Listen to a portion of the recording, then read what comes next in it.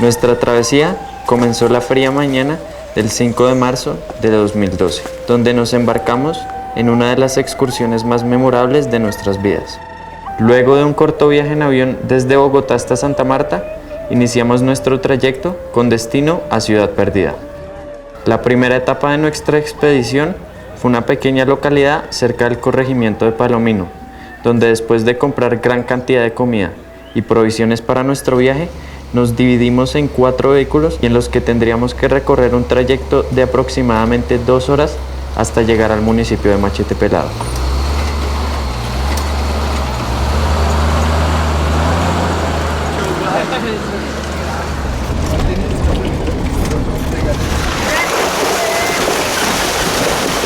Aquí nos saciamos con un abundante almuerzo que nos prepararía para la larga caminata que nos esperaba. En este lugar también tuvimos que abandonar algunas de nuestras pertenencias y la decisión de qué dejar y qué llevar tendría un papel crucial por el resto de nuestra travesía. Pasado el mediodía, iniciamos nuestra caminata, que al principio no fue diferente a cualquier recorrido por un camino rural. Poco a poco, el sendero se empezó a tornar más estrecho, al igual que las fuentes de agua se iban haciendo más frecuentes y con las cuales nos cruzaríamos a medida que avanzábamos. Luego de aproximadamente una hora de caminata, y ya habiendo disfrutado de los beneficios de los ríos y quebradas por las que pasamos, nos esperaba un largo ascenso por un camino empinado y arenoso, que era bastante complicado de recorrer.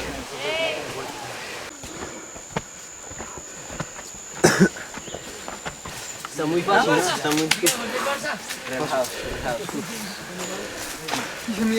¿Cómo va? Cansado, pero bien. ¿Usted cómo puede? ¿Cómo va? Pisa mierda y no me importa. ¿Cómo vamos? Perfectamente. Subiendo acá una pequeña lomita, pero bien. Primer día apenas de caminata, sólidos. Estos señores van bien, van bien. Después de alcanzar la cima de una pequeña colina, donde descansamos por poco tiempo, hasta que el grupo se volvió a reunir, continuamos nuestro camino, que ya no era tan duro como el tramo que acabamos de hacer. Algo que me llamó mucho la atención acerca de la sierra fue que aunque la problemática de los cultivos de coca está prácticamente resuelta, aún hay consecuencias a largo plazo que siguen afectando a la comunidad. Todo el mundo nos dice, ustedes como guía tienen que decirle ahora a los estudiantes que la problemática la tenemos ahora más grande. Mira, ustedes miren para atrás. Si esto sigue así, seguramente nuestra montaña será un desierto. ¿Por qué? Porque una de las razones para acabar la coca fue las fumigaciones. Los presidentes mandan a fumigar y se van. Los ministros no conocen el problema. Y miren cómo está la montaña. Ven que eso... Ustedes no se imaginaban esto en 10 años, eran solo montañas llenas de árboles bien bonitos, pero esta plantica no daba este problema. A nivel mineral, la Sierra Nevada también es muy rica, están extrayendo oro también, ¿sí? Y con todos esos procesos de extracción, vienen químicos, vienen abonos, vienen cosas que lo que están haciendo es acabando con la fertilidad de la tierra y están dejando a los campesinos pues sin qué vivir. Entonces eso es otro problema, pero los microclimas que se generan acá en la Sierra Nevada son únicos, esto no pasa en ninguna otra parte del mundo. Poco antes del atardecer, y luego de unas 4 horas de caminata, llegamos a nuestra primera zona de descanso. La cabaña Alfredo me pareció un lugar bastante cálido que abundaba de turistas de otros países, chilenos, norteamericanos y europeos, pero no colombianos. Después de una ducha refrescante y una deliciosa cena a luz de vela, nos dirigimos a nuestras hamacas a reposar y a prepararnos para la parte de nuestra travesía que nos aguardaba el día siguiente. Llegamos a nuestra primera cabaña de pernoctación, la cabaña Alfredo. Una caminata muy bonita, ¿no, Mamorocho? Bastante. Sí, bastante. Ya Como estoy. que miraba al piso y ya veía pura tierra y pura vaina y después como que levantaba la mirada y eso era paisaje bien bacano todo. Pues 4 horitas de caminada son duras, pero vale la pena, uno llega a un sitio bien chévere, todo es bien bacano. Muy bien, todo perfecto, el clima delicioso. Para mí es todo muy bien, gracias. Todo muy rico, muy chévere. Una excursión para gente dura, porque es muy pesada, con unos caminos, unas bajadas, unas subidas muy fuertes. Luego de pasar una noche fría, fue el primero en despertarse aquella mañana. Derecho a la cámara. Luego de alistar nuestras cosas y dejar todo en orden, continuamos por el sendero, el mismo sendero arenoso. Sin embargo, no sabíamos lo que nos esperaba unos metros más adelante, que fue probablemente uno de los ascensos más largos y difíciles de todo nuestro viaje. Después de una hora de dura subida, nos detuvimos en un pequeño claro a comer fruta fresca. Bueno, estamos en el primer descanso del día 2. Llevamos caminando 1 hora, un ascenso a 700 metros y ya nos espera acá un mirador y después empezamos a descender ya al segundo campamento. Y es en este momento en el que me doy cuenta de la importancia del agua y la comida. Simples cosas que usualmente no valoramos en el día a día. Ahora nos aguarda un largo descenso, el cual para muchos fue un alivio, pero no para mí, ya que era difícil mantener el equilibrio, al igual que una velocidad normal, para lograr bajar la montaña sin caídas. Eso es duro.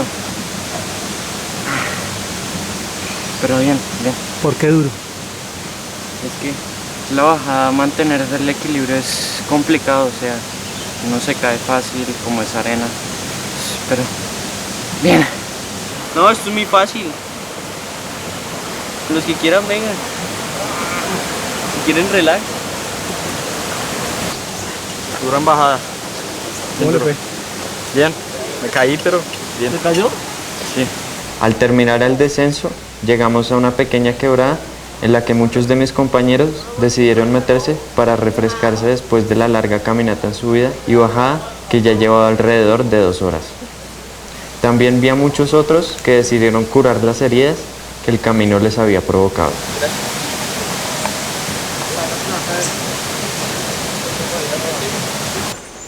Lo que nos esperaba después era un camino recto que nos conduciría hasta una población indígena en donde los nativos, los Kogis, se mostraron tímidos pero amables. Nos permitieron la entrada a su hogar.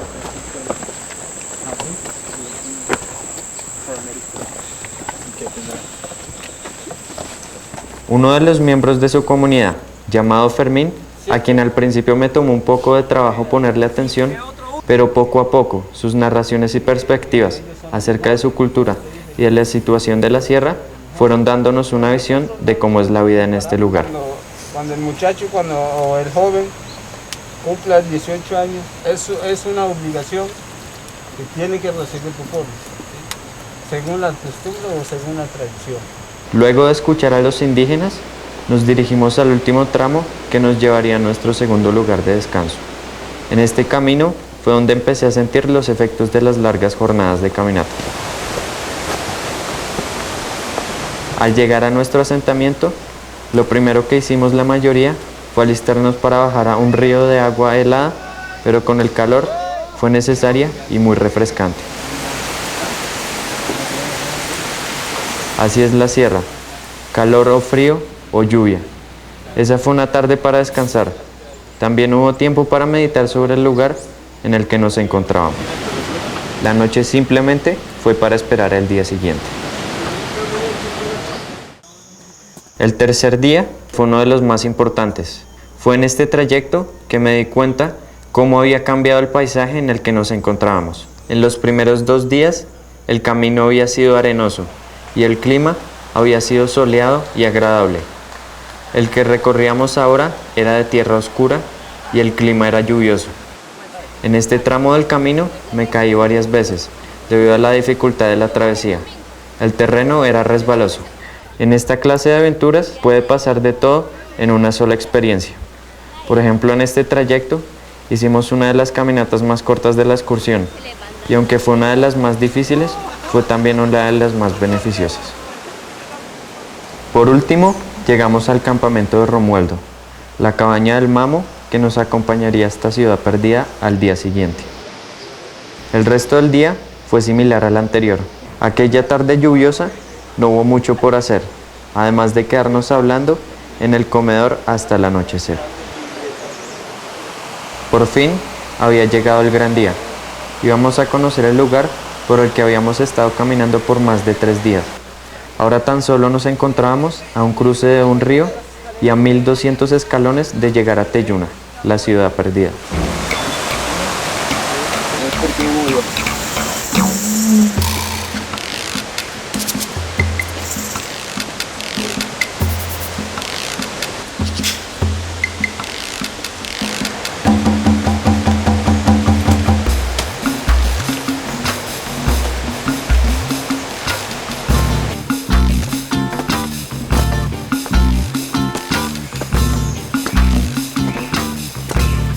El ascenso no fue fácil. Los escalones eran angostos y resbaladizos por la lluvia, y la empinada subida nos hizo sudar al igual que en las caminatas más largas.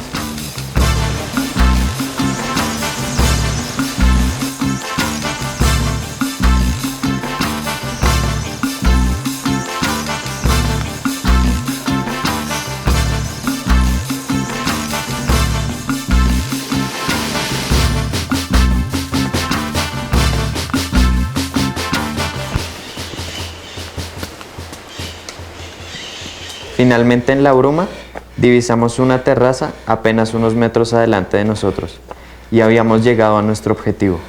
La primera impresión sobre Teyuna hizo que, a pesar del cansancio, nos hiciéramos muchas preguntas sobre este maravilloso lugar.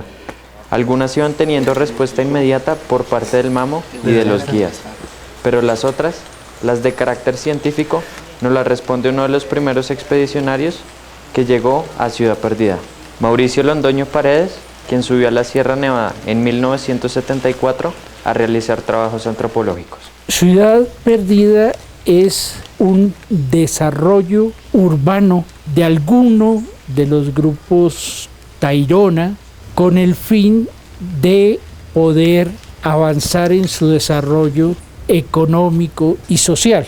La Sierra Nevada les ofrecía a ellos pisos térmicos de muy variada altitud que podía producir muy diferentes tipos de productos. Esta es una estación muy importante, permitía un asentamiento permanente y numeroso de personas con relativa comodidad, llamémoslo hoy así. Iban haciendo poblados en diferentes partes con el fin de poder desarrollar diferentes economías, entendiendo desarrollo de diferentes economías como cultivos determinados, amplios, cultivos con una tecnología que el control de las aguas que ustedes vieron allá les permitían. Entonces creo que esa sería una de las razones. Debemos tener en cuenta que la información global que hoy existe nos lleva a pensar que Ciudad Perdida o la zona se empezó a trabajar por allá en el año 600 de la era cristiana y se prolongó hasta más o menos la llegada de los españoles, el siglo XVI, 1500 y pico. O sea, no fue una zona donde se desplazaron los indígenas huyendo de los españoles. Es una idea que a veces corre, que es totalmente descartable, sino probablemente era más la búsqueda de nichos ecológicos que les sirviera para su desarrollo económico. Lo que ocurre es que del 600 al 1500 hablamos la existencia de varias ciudades, posiblemente Ciudad Perdida, no sabemos realmente. Serían 700 años más o menos en que pudo evolucionar, pudieron construirse otras ciudades. Es un poco incierto especular ahora sobre cómo se desarrolló. A medida que nos internábamos cada vez más en la brumosa ciudad, nos íbamos dando cuenta de lo grande y lo magnífica que se veía. Era, en resumen, un lugar lleno de paz, en el cual, después de haber estado cierto tiempo, se puede sentir su energía.